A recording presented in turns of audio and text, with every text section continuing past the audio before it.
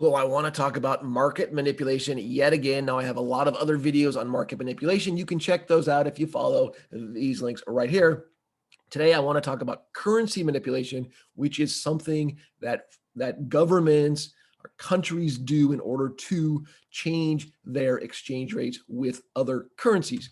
What's going on here? So they are, using their foreign reserves, changing the mix-up of their foreign reserves in order to affect exchange rates. So they're, selling more of their currency to increase the supply. They're buying their currency to remove supply out there again for the effect of changing exchange rates either up or down. This does affect balance of payments. You can check out a video on balance of payments and currency if you follow this link right here.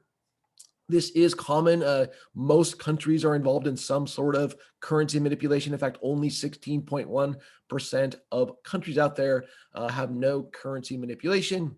Now, this levels of manipulation do vary. In fact, the United States has what's called a currency manipulators monitoring list. You can see the countries that are currently on that list right now. India was the most recently one added to this list here. The question, of course, is why would countries do this? Well, again, they're trying to either, change their exchange rate, make it more expensive or make it cheaper. Could be in response to another country. Hey, you engaged in market manipulation, so I'm going to do that to counteract your effects. Ultimately, a lot of countries are trying to affect, imports and exports, make their exports more attractive. Maybe they want to change their current account deficit, improve it. Maybe they're trying to, control inflation, make it smoother by manipulating the currency.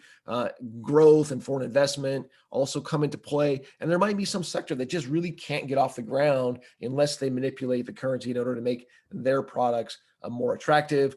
Finally, maybe they have some debt that's outstanding in their currency. So if they make that currency less valuable, it's easier to make those debt payments.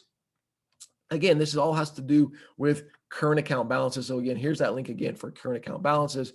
Now, this is legal. Unlike the other forms of market manipulation where it's individuals doing it, this is taking place by countries. It is legal, but it doesn't mean there isn't retaliation associated with it. So oftentimes countries will try to get the WTO and the IMF involved to impose sanctions or whatever that might be. And as I mentioned, the United States does designate certain countries as, currency manipulators, the extreme players out there doing it.